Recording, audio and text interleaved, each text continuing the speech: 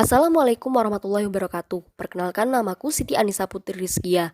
Di sini, aku akan menjelaskan mengenai pemahamanku terhadap materi mata kuliah Kurdis, materi 1 sampai dengan 7.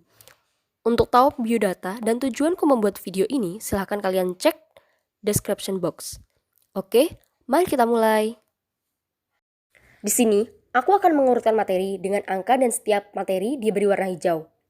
Materi pertama yang akan kita bahas adalah historis Al-Quran. Al-Quran adalah wahyu yang diberikan pada Nabi Muhammad melalui malaikat Jibril secara berangsur-angsur sekitar 23 tahun. Dan Al-Quran sendiri mutawatir atau dapat dipertanggungjawabkan. Tujuan diturunkannya Al-Quran adalah untuk memperbaiki akhlak umat manusia. Seperti yang kita tahu, Al-Quran turun berangsur-angsur dengan hari di mana turunnya surat pertama dijadikan sebagai hari lahirnya Al-Quran. Peringatan hari lahirnya Al-Quran biasa kita sebut dengan Nuzulul Quran. Ya, kita sudah masuk ke materi yang kedua. Dalam sejarah Islam, malam ke-17 Ramadan merupakan peristiwa yang penting karena awal diturunkannya Al-Quran kepada Rasulullah SAW melalui malaikat Jibril di Gua Hiro. Setiap tahun, umat muslim memperingati Nuzul Quran setiap 17 Ramadan.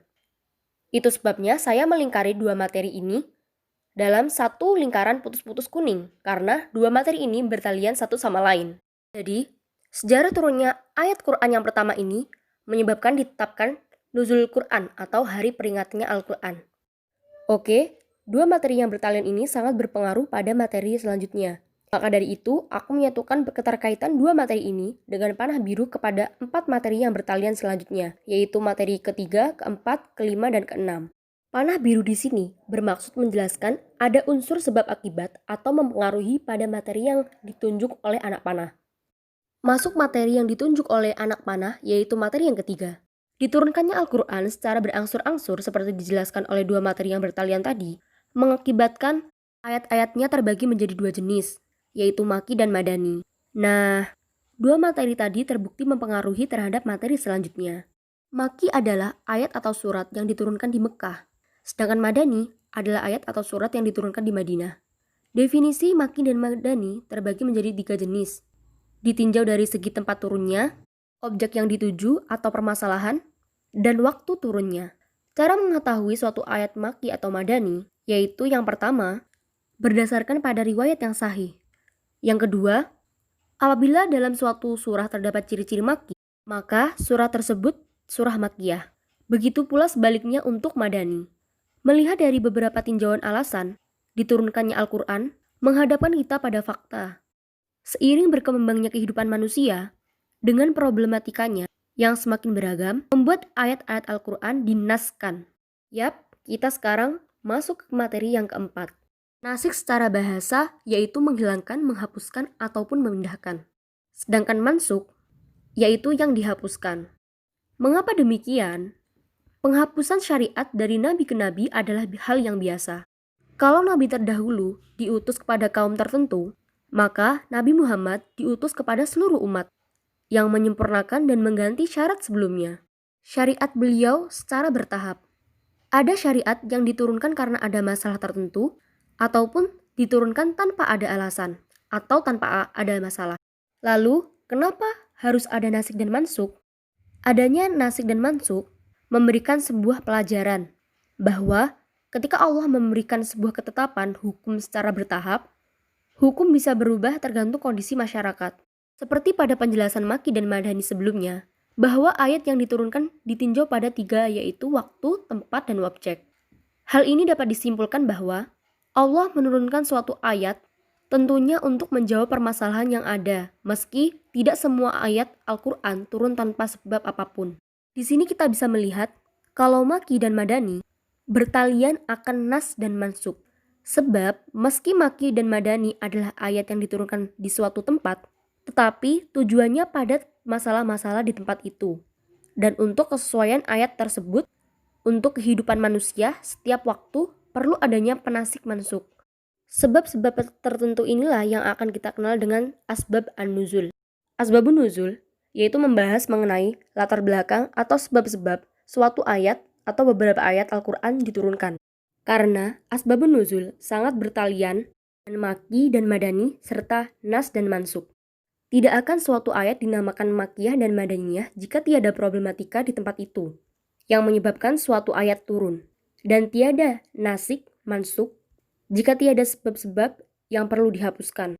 Ibnu Tamiyah mengemukakan bahwa mengetahui asbabun nuzul suatu ayat dapat membantu mufasyir memahami makna ayat. Hal ini dikarenakan dalam menafsirkan Al-Quran adalah hal yang tidak mudah, sebab Al-Quran sangat universal, sehingga menciptakan beragam penafsiran oleh para ahli. Mengetahui asbabun nuzul sangat membantu dalam penafsiran. Kesulitan dan keuniversalan ini melahirkan banyak penafsiran yang meski terkadang sangat berbeda tiap ahli, namun tidak dapat disalahkan begitu saja. Hal ini membuktikan Al-Quran sebagai mukjizat yang sangat agung dan sulit untuk dibantah. Kemukjizatan ini disebut sebagai i'jaz. I'jaz ialah menampakkan kebenaran Nabi dalam pengakuannya sebagai seorang Rasul, dengan menampakkan kelemahan orang Arab untuk menghadapi mukjizat yang terbesar, yaitu Al-Quran, dan kelemahan generasi-generasi sesudah mereka. Dan kemukjizatan adalah sesuatu hal luar biasa yang disertai tantangan dan selamat dari perlawanan. Al-Quran adalah mukjizat terbesar yang diberikan Allah Subhanahu wa Ta'ala kepada Nabi Muhammad SAW. Allah menjamin keselamatan dan kemurnian Al-Quran.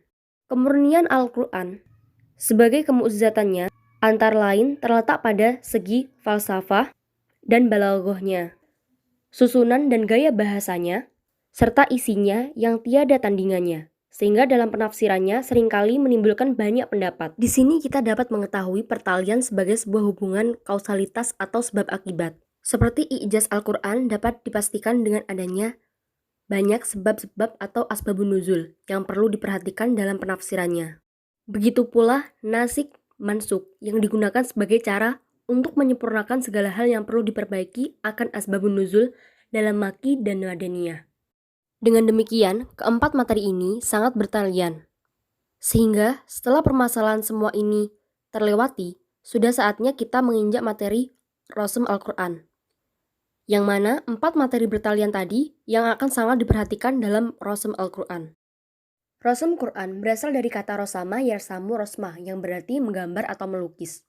Pada mulanya, mushaf para sahabat yang berbeda antara satu dengan yang lainnya dimaksudkan hanya untuk kebutuhan pribadi, tidak untuk direncanakan akan diwariskan kepada generasi selanjutnya. Namun, pada generasi Khalifah Utsman, Al-Quran mulai dibukukan dengan banyak pertimbangan dalam penulisannya. Mulai dari membuang, mengganti di beberapa bagian seperti harokat, penghubung, dan lain-lain. Ilmu penyusun inilah yang disebut sebagai Rasm Quran. Jadi, Rasm ini sangat dipengaruhi dalam penyusunannya akan materi-materi yang saya sebutkan tadi. Mulai dari asbabun nuzul yang mempermudah penafsirannya, nas dan mansuk yang harus diperhatikan dalam menambah, membuang, dan lain-lain, serta materi-materi lainnya sebagai hasil dari hubungan kausalitas atau sebab akibat dengan materi-materi yang saya sebutkan tadi.